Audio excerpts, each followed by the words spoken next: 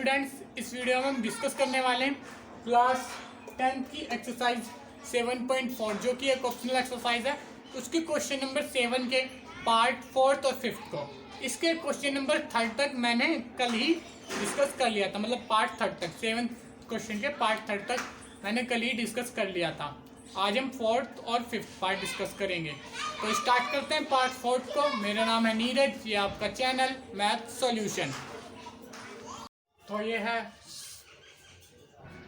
7th के question number 4th और 5th part, question number 7 के 4th और 5th पार्ट। तो इनको डिस्कस कर रहे थे हम। तो ठीक है, तो सबसे पहले क्वेश्चन पार्ट 4th को देख लेते हैं। इसका पार्ट 4th में अगर जैसे कि व्हाट डू यू ऑब्जर्व, ठीक है, तो ये मैंने कल ही समझा दिया था, आधे से ज़्यादा ये मैंने कल ही समझा दिया था कि अगर जो मीडियन है इनकी, ठीक है, मीडियन ये जो है AD, BE और CF, ठीक है, इनको जो लाइन डिवाइड करेगी 2:1, 2:1, 2:1 में, ठीक है, वो जो इनका 2:1 का एक पॉइंट होगा, वो पॉइंट कॉमन होगा और वो एग्जैक्टली सेंटर में पड़ता है। ठीक है, तो इस पॉइंट को क्या कहते हैं? सेंट्रोइड। इस पॉइंट को क्या कहते हैं? सेंट्रोइड। और बाकी अगर जैसे कि इसको वो लिखना चाहते हैं कि स्टेटमेंट लिखना चाहते हैं तो कोई खास दिक्कत नहीं है। इसकी स्टेटमेंट जो बुक में दी हुई है वही आप लिख सकते हैं। ठीक है, ठीक है, तो मतलब वो पॉइंट थे PQR जिनकी P ऐसे आई थी वैल्यू P 11/3, 11/3, Q 11/3, ऐसे करके सबकी वैल्यू यही थी 11/3, 11/3, 11/3। ठीक है, P की भी यही, Q की भी यही। इनकी मीडियन मतलब सबसे पहले ये निकाला था हमने, जो इनकी मीडियन को 2:1 में डिवाइड करे उसकी ये वैल्यू आई थी P की, यही पॉइंट P था। फिर उसके बाद हमने Q निकाला तो उसकी भी 11/3 थी, तो मतलब वो भी इसी के ऊपर पड़ गया। फिर हमने R निकाला, मतलब इसको जो 2:1 में डिवाइड कर रहा है पॉइंट, तो CF को, तो वो भी वहीं पड़ गया। R तो सबके कोऑर्डिनेट वही थे 11/3। तो हमने इससे ये ऑब्जर्व करा है कि तीनों पॉइंट जो है एक ही है। मतलब अगर इनको 2:1 में डिवाइड किया जाए तो जो पॉइंट आएगा वो कॉमन पॉइंट होगा और उस पॉइंट को सेंट्रोइड कहते हैं। ठीक है, और अगला क्वेश्चन नंबर 5 इसी पे ही है, सेंट्रोइड पे ही। ठीक है, इसको सेंट्रोइड कहते हैं। तो ये पॉइंट थे जो बराबर निकले थे। ठीक है, और स्टेटमेंट, ठीक है, स्टेटमेंट एक बार जो बुक की है वो लिखवा देता हूँ। तो क्वेश्चन 4th में क्या लिखा है? Point PQR, PQ and R are the same point,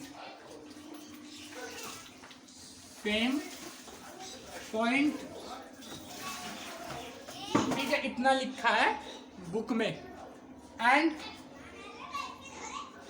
this point called centroid. ठीक है, ये इतनी सी स्टेटमेंट लिख सकते हैं। इसको मिटाने वाला हूं, तो जिसको नोट करना है फटाफट से नोट कर लो।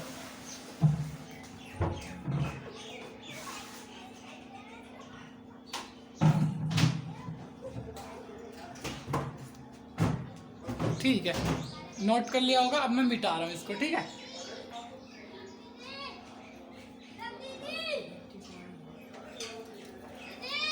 अब क्वेश्चन नंबर 5 डिस्कस करने वाले हैं हम। आई होप जिसने स्क्रीनशॉट नहीं लिया है या नहीं इसको नोट किया है वो जाके पीछे से नोट कर सकते हैं। ठीक है, तो अब वैसे तो इसका भी कोई काम नहीं है, तो चाहो तो मिटा सकते हो। ठीक है, इसका भी कोई काम नहीं है क्योंकि अगले क्वेश्चन में एक अलग ही कॉन्सेप्ट दिया है, पर सेंट्रोइड का मतलब है वहां पे। तो यहाँ पे क्या कह रहे हैं?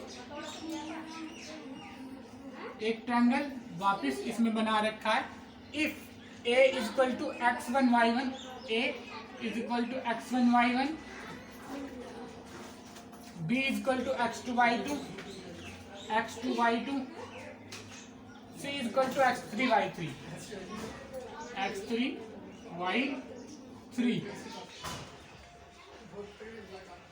Are the vertices of triangle ABC। ये वर्टिसेस है, मुझे पता था तो मैंने बना लिया पहले। Find the coordinate of the centroid of the triangle. अब सेंट्रोइड यहाँ पे कुछ होगा, ठीक है। तो सबसे पहले इसको O मान लेते हैं,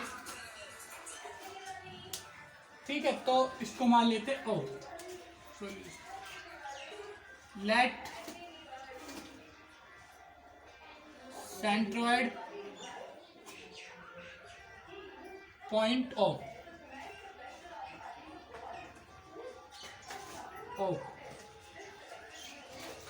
in triangle ABC and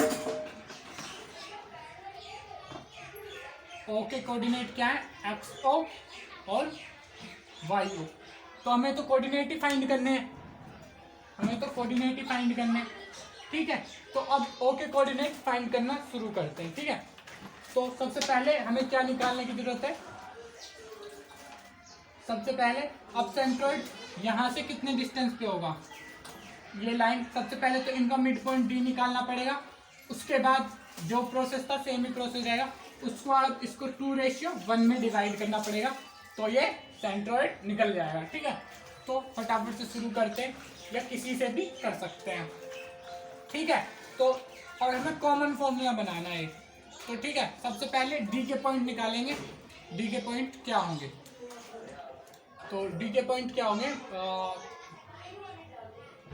D के पॉइंट मतलब x वाले पॉइंट, D का x वाला पॉइंट, ठीक है। D का x वाला पॉइंट निकालेंगे, तो ये डायरेक्ट ही निकालेंगे, मतलब वैसे नहीं लिखेंगे D का, नहीं इस बार।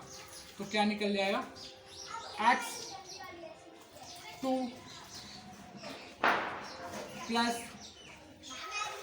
सॉरी ये 2 बाद में आएगा, ठीक है। x2 की जगह पे x3 और x1 की जगह पे x2 डिवाइडेड बाई 2, ये हो गया D का x कोऑर्डिनेट, ठीक है। या लिख ही दो एक बार,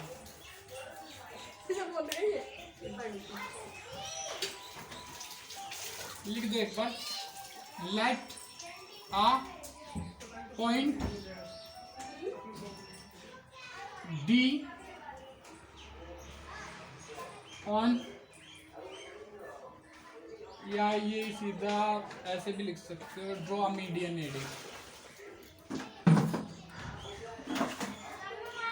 draw a median AD and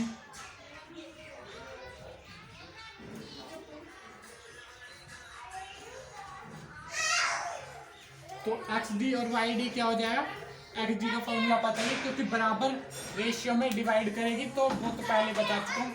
तो XD क्या हो जाएगा, ये इन दोनों के बीच का x3 plus x2 divided by 2। Same YD क्या हो जाएगा, वैल्यू तो निकालनी नहीं है, वही है। तो YD भी क्या हो जाएगा, y3 minus plus y2 divided by 2। तो ये इसके कोऑर्डिनेट हो जाएंगे। अब ये D के कोऑर्डिनेट निकल गए। अब ये कहाँ होगा, ये कहाँ लाई करेगा। अब हमें D के कोऑर्डिनेट मिल चुके हैं, तो D के कोऑर्डिनेट और इसके कोऑर्डिनेट के बीच में हमें रेशियो निकालना है। तो इसके कोऑर्डिनेट को x1 मान लो, इसके कोऑर्डिनेट को 2 वाले कोऑर्डिनेट मान लो, ठीक है। तो किस रेशियो में डिवाइड करेगा, 2:1 में। और डिवाइड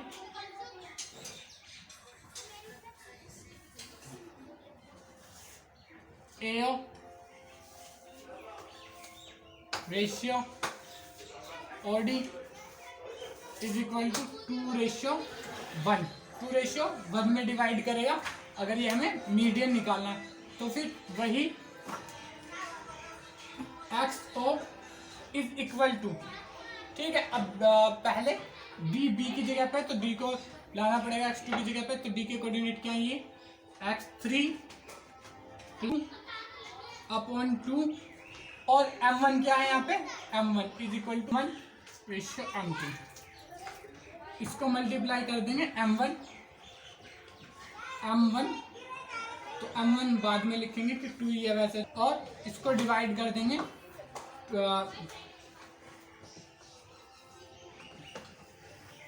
अभी पहले आगे का ही लिख लें।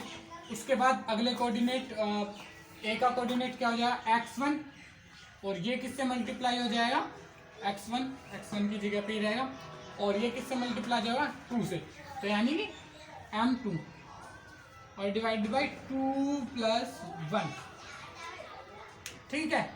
अब क्या करेंगे, यहाँ पे वैल्यू डाल देंगे इसकी, तो यहाँ पे ये x3 + x2 2, और यहाँ पे 2 से ही मल्टीप्लाई हो रहा है।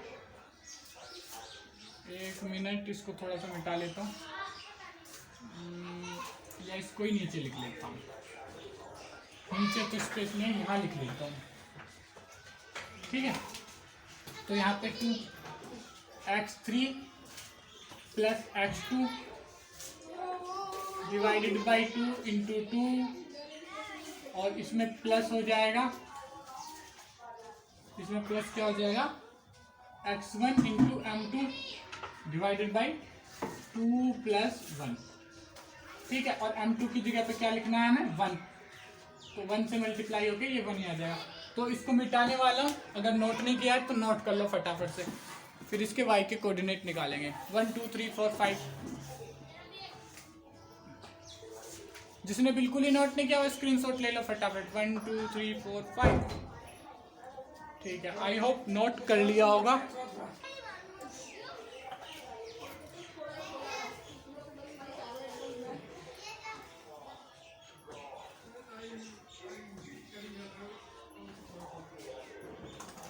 ठीक है, तो यहाँ से x ये इस 2 से ये 2 कट जाएगा, यहाँ 2 + 3 आ जाएगा, तो यहाँ पे लिखते हैं x3 + x2 प्लस उधर 1 से मल्टीप्लाई हो गया x1 ही रह जाएगा, x1 डिवाइडेड बाई 3,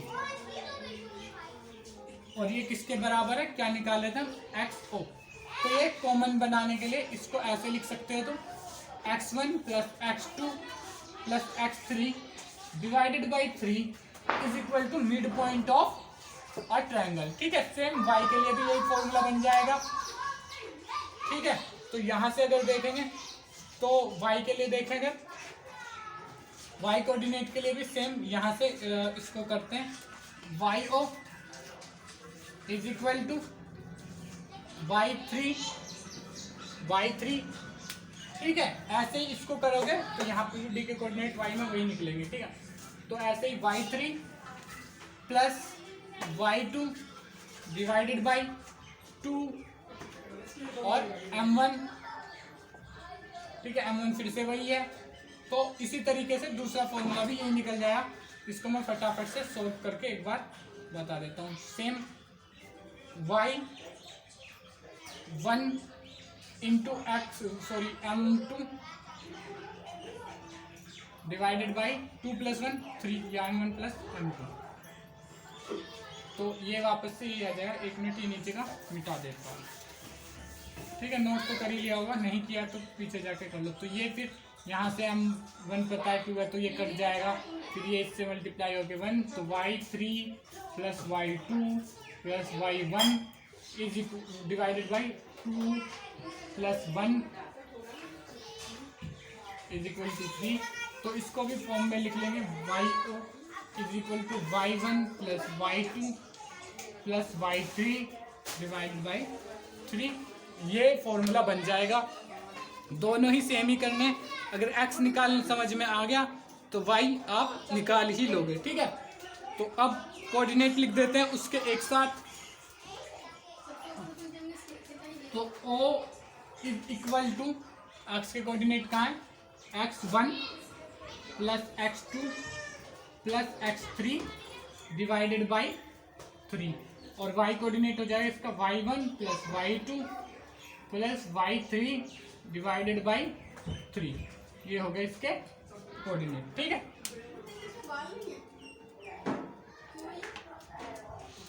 ठीक है, जिसने नोट नहीं किया नोट कर लो फटाफट। 1 2 3 4 5। जिसने बिल्कुल ही नोट नहीं किया स्क्रीनशॉट ले लो।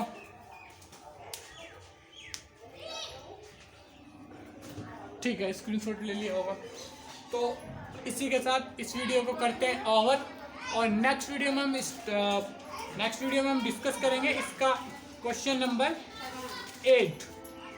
ठीक है, बस एक ही क्वेश्चन रह रहा है, उसके बाद ट्रिग्नोमेट्री स्टार्ट करेंगे। बहुत ही इंटरेस्ट चैप्टर है पहला, चैप्टर 8, तो उसको स्टार्ट करेंगे बाद में।